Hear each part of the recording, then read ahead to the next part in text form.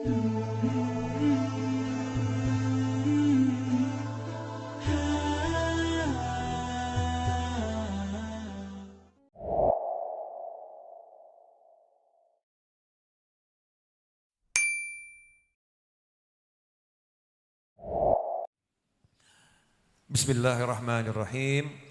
Alhamdulillahirabbil alamin. Allahumma shalli wa sallim ala sayidina Muhammadin iftahi babi rahmatillah adada ma fi ilmillah salatan wa salaman daimaini bidawami mulkillah wa ala alihi wa sahbihi.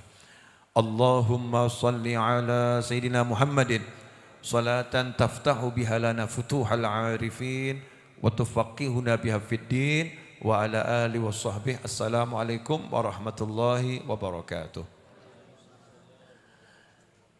Alhamdulillah kita sudah membaca Maulid Simtuduror dari awal sampai akhir. Mudah-mudahan barokah buat semuanya. Amin. Dalam kitab Maulid Simtuduror ini banyak sekali pelajaran.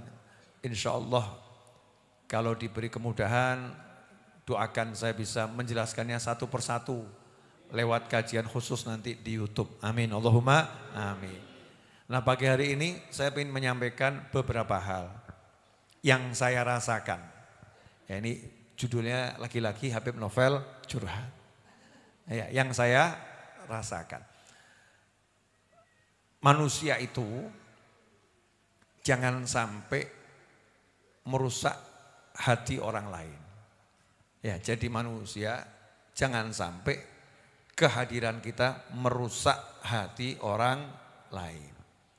Jangan sampai ada orang yang bahagia, lihat kita, mendengar kita, membaca tulisan kita, kebahagiaannya menjadi porak-poranda, menjadi hancur. Karena itulah Nabi Muhammad SAW mengajarkan kepada kita umatnya, umat Nabi Muhammad SAW, cara bersikap yang baik di dalam setiap keadaan. Contoh, wajah. Wajah ini kan cuman segini ya. Wajah cuman segini, bukan segede bangunan, cuman segini. Bukan sebesar gunung. Ada orang itu yang bisa senang lihat gunung yang megah. Ada orang itu yang bisa senang lihat langit yang berbintang dan indah bercahaya. Ada orang yang bisa senang melihat laut yang membiru. Tapi Allah ingin siapapun melihat kita yang cuman segini menjadi senang. Siapapun yang menatap kita yang cuman segini, sekecil ini, bukan seluas langit, ya bukan seluas lautan, bukan sebesar gunung, ya bukan warna-warni dengan bintang-bintang, bukan dengan pohon-pohon dan bunga-bunga yang memang indah, bukan dengan debur ombak di tepi pantai dan gulungnya ombak yang sangat indah, bukan itu. Tapi dengan wajah kita yang sedikit, yang di situ ada bola mata, ada hidung, ada pipi, ada bibir, ada dagu, ya ada rambut, dan wajah yang sedikit ini bagaimana caranya bisa membuat orang lain senang. Itulah yang Allah perintahkan kepada kita. Makanya Rasul menyatakan SAW, senyummu untuk saudaramu adalah sodakoh. Jadi suruh nunjukkan wajah yang senyum, yang berseri-seri, yang teduh, yang enak. Sehingga siapapun yang melihat kita hatinya tidak rusak. Kalau sampai ada orang yang rusak hatinya gara-gara lihat wajah kita yang tidak sesuai perintah Nabi Muhammad SAW, tidak sesuai sunnah Nabi Muhammad SAW, maka kita mendapat dosanya karena kita sudah merusak hati orang lain dengan menunjukkan wajah yang tidak menyenangkan. Makanya kita disuruh tampilkan yang indah-indah. Innallaha jamil yuhibbul jamal. Allah maha indah, Allah menyukai keindahan. Itu yang pertama. Jadi dengan wajah ini, yuk jadikan wajah kita menyenangkan. Ya, orang-orang yang ada di sekitar kita khususnya. Kemudian yang kedua, ucapan termasuk tangan, tulisan. Ya, seorang muslim itu adalah yang mana muslim lain selamat dari gangguan ucapannya dan gangguan tangannya. Min lisanih wa yadih, dari gangguan ucapannya dan dari gangguan tangannya. Gangguan tangan kalau dulu mungkin orang mengartikan menyakiti dengan kekuasaan, dengan pukulan dan lain sebagainya. Kekuasaan, power. Tapi sekarang ternyata gangguan tangan itu juga bisa jadi jari jemari yang klik tombol enter ya. Jari jemari yang klik tombol send ya. Yang menuliskan kalimat-kalimat tertentu. Jangan sampai ada muslim yang terganggu dengan ucapan kita. Jangan sampai ada muslim yang terganggu dengan tulisan kita. Jangan sampai ada muslim yang terganggu dengan kekuatan yang kita miliki. Karena itulah kita diperintahkan, man kana yu'minu billahi wal yawmil akhir falyaqul khairan aw liyasmut. Sederhana arahan Nabi Muhammad SAW. Sangat mudah untuk dilakukan sebetulnya. Siapa yang percaya sama hari akhir, percaya sama Allah, man kana yu'minu billah wal yawmil akhir, percaya sama Allah, percaya sama hari akhir, ada itu kiamat, ada itu siksa kubur, ada itu nikmat kubur, ada itu kebangkitan, ada itu mahsyar, ada itu surga, ada itu neraka. Percaya, maka kamu hendaknya berkata yang baik. Kalau enggak bisa diam saja. Maka kalau kita ini kalimatnya enggak baik, seakan-akan iman kita itu dicoret. Jadi ciri-ciri orang-orang yang nanti naudzubillah min dzalik su'ul khatimah. Ya, ciri orang-orang yang naudzubillah min dzalik su'ul khatimah yaitu apa? Lisannya tidak suka mengucapkan yang baik, tapi mengucapkan yang enggak baik. Tangannya ngetikkan kalimat-kalimat yang enggak baik. Maka dia keimanannya dicoret oleh Allah Subhanahu wa taala dan itu min alamatil su'il khatimah. Naudzubillah min dzalik. Ciri-ciri orang yang akan su'ul khatimah. Sebaliknya, siapa yang lisannya itu mengucap yang baik, berarti itu pertanda dia itu iman sama Allah.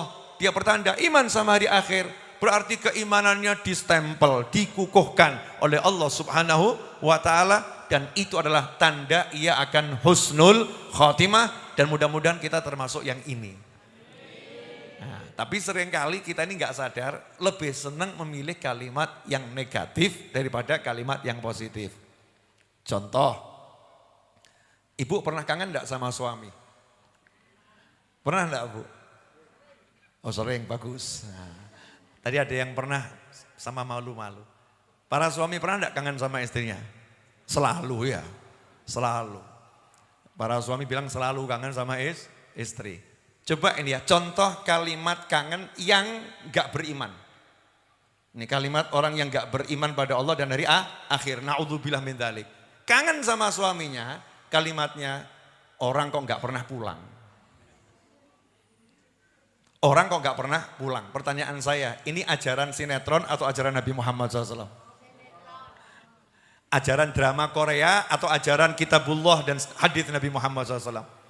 Ini ajarannya para wali atau ajaran orang yang enggak ngerti ilmu Nabi? Yang mana? Kalau yang ngerti ilmu Nabi Muhammad SAW, kalimatnya itu indah. Sesaat tak menatap wajahmu membuat galau hatiku. Kapan engkau pulang duhai cintaku? Masya Allah. Yang denger enak atau enggak enak? Enak. Tapi kok lanang ratau mulih. Lelaki, suami enggak pernah pulang. Ini kalimat jelek gitu. Kalimat negatif. Dan para ulama mengatakan al-ina yarsyah bima fih. Wadah ini, nih gelas ini hanya akan mengeluarkan isinya. Kalau isinya air ya keluarnya air. Kalau isinya kopi keluarnya kopi. Kalau isinya benci keluarnya benci. Kalau isinya kotor keluarnya kotor. Maka kalau ucapan-ucapan kita ini isinya yang negatif-negatif, berarti itu tanda hati kita belum bersih. Ya, hati kita belum bersih, masih seperti yang keluar.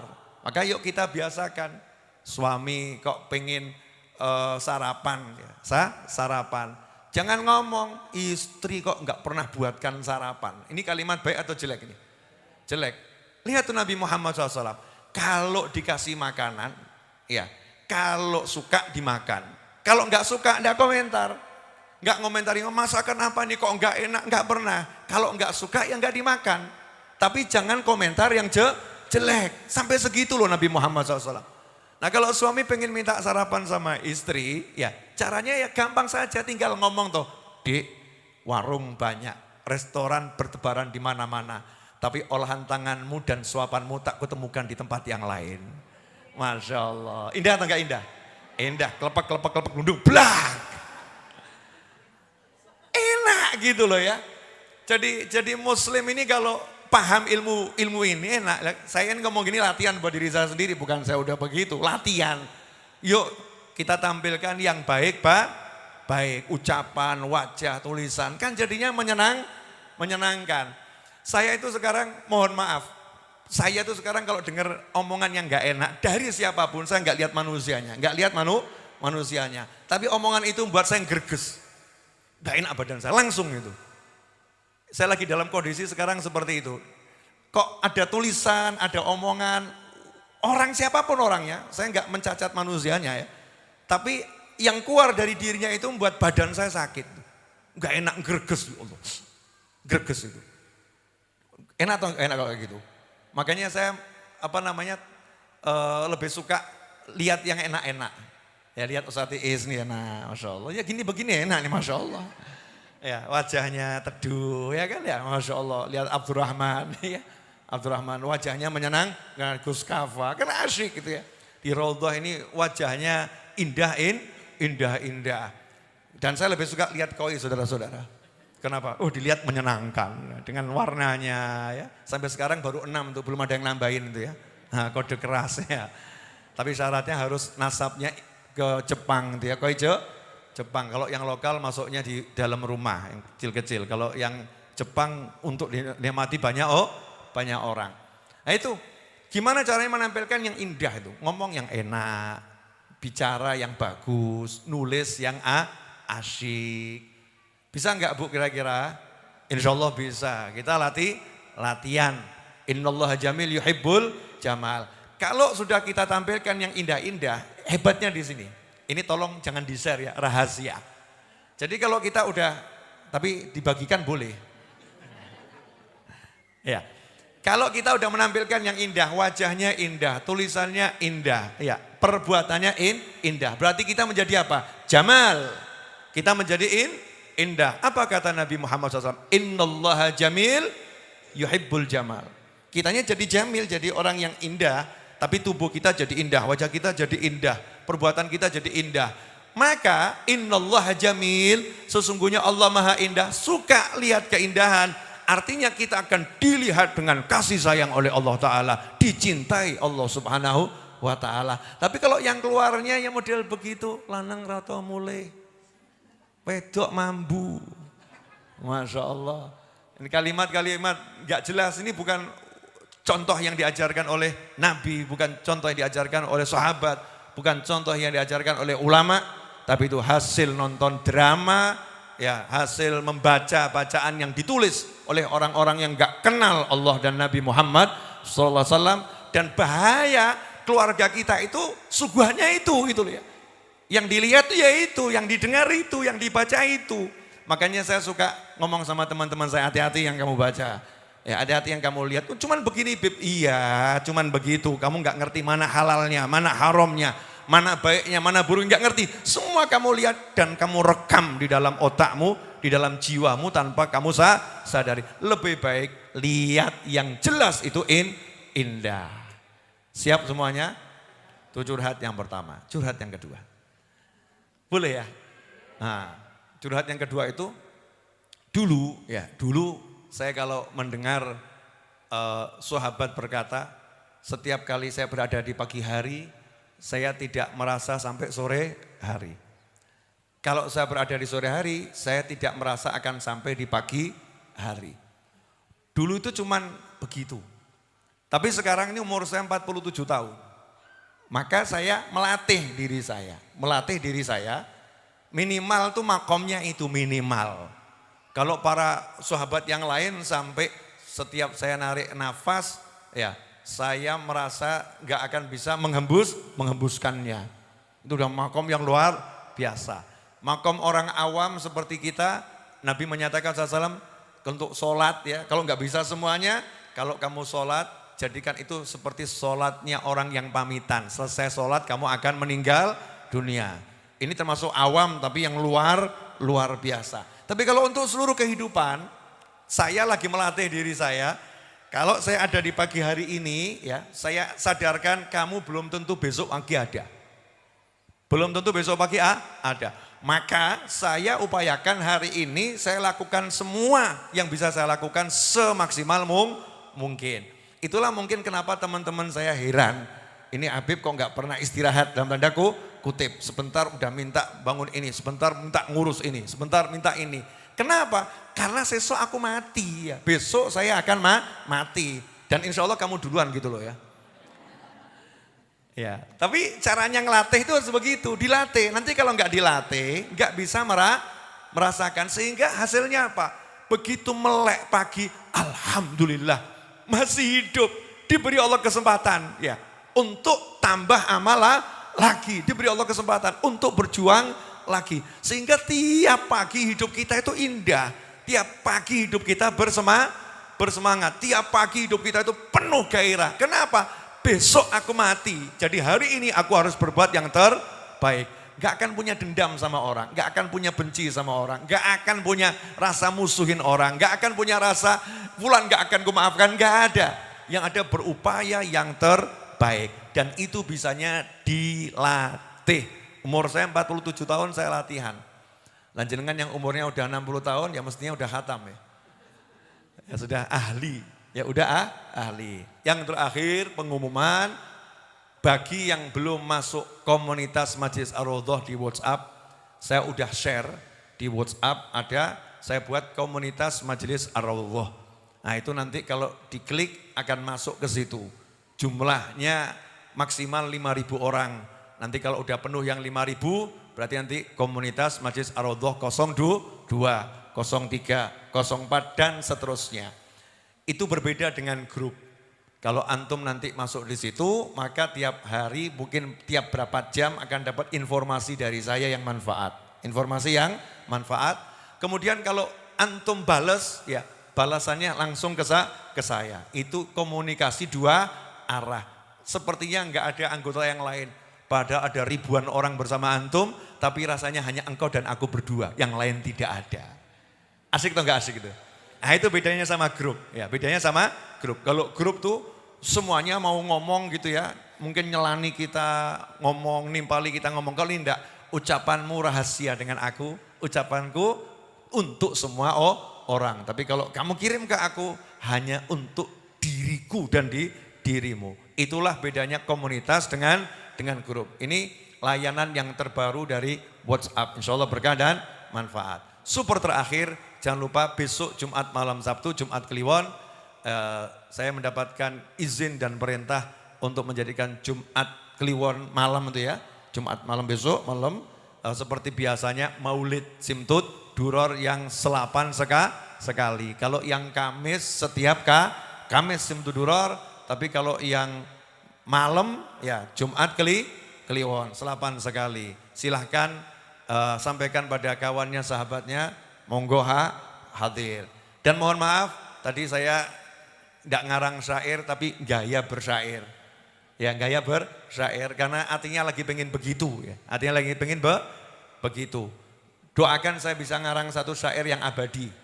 Yang dibaca di mana-mana, diamalkan menjadi doa. Ya menjadi doa dan amalan kita di dalam majelis. Saya lagi pengen nyusun dari doanya para wali dibuat dalam bahasa Indonesia yang mudah untuk ditirukan dan gak usah panjang.